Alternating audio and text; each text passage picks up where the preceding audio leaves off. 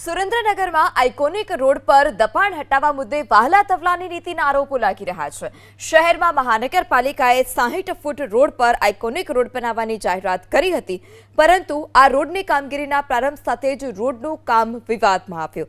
સુરેન્દ્રનગરને મનપાનો દરજ્જો મળ્યા બાદ લોકોની સુવિધામાં વધારો થવાની આશા હતી, પરંતુ મનપા પ્રશાસનના અણઘડ વહીવટને કારણે આયોજનને કારણે લોકોની સુવિધા વધવાને બદલે લોકોને મુશ્કેલી વધી રહી છે।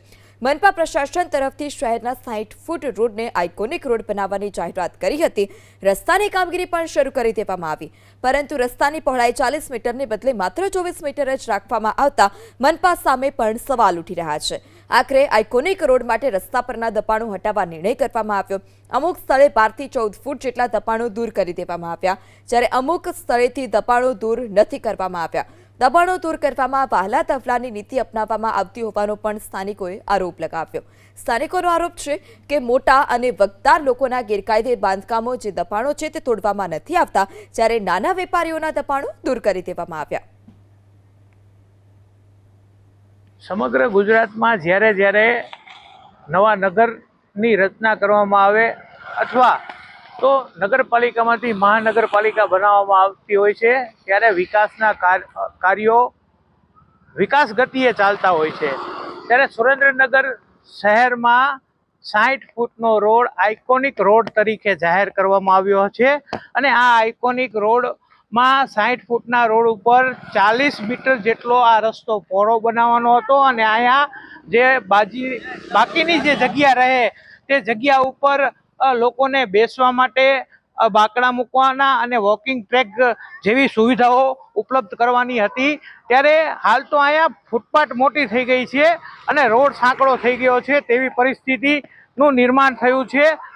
ત્યારે આ રસ્તા ઉપર અનેક દબાણો પણ આવેલા છે। ત્યારે જે વગદાર નેતાઓ છે, જે વગદાર સભ્યો છે, તેમના દબાણો દૂર નથી કરવામાં આવ્યા અને નાના વ્યક્તિઓના દબાણો દૂર કરવામાં આવ્યા છે તેવા આક્ષેપો પણ મહાનગરપાલિકા ઉપર થઈ રહ્યા છે। ત્યારે આ આઇકોનિક રોડ હકીકતમાં આઇકોનિક બનશે ખરો? જિગ્નેશ પંડ્યા, એબીપી અસ્મિતા, સુરેન્દ્રનગર। એમાં રોડ અમુકના દબાણો દૂર કર્યા છે, એ પૂરેપૂરા કર્યા છે। 12 મીટરથી 24 મીટર સેન્ટ્રલ આખું 24 મીટરનું છે, એમાં સેન્ટ્રલ લાઇનથી 12 મીટર બે બાજુ કરવાના હોય, તો અમારું કર્યું છે એ 14.5 મીટર તોડ્યું છે, અને અમુકના જે છે અહીંયા 9 મીટર 10 મીટર જ થાય છે। એ જોવા જાવ તો ડીપી રોડ ખૂબ મોટો રોડ છે। ત્યાં રોડ બનાવવા માટે શરૂઆતમાં એ લોકોએ દબાણો દૂર કરવા માટે લોકોને નોટિસો આપી।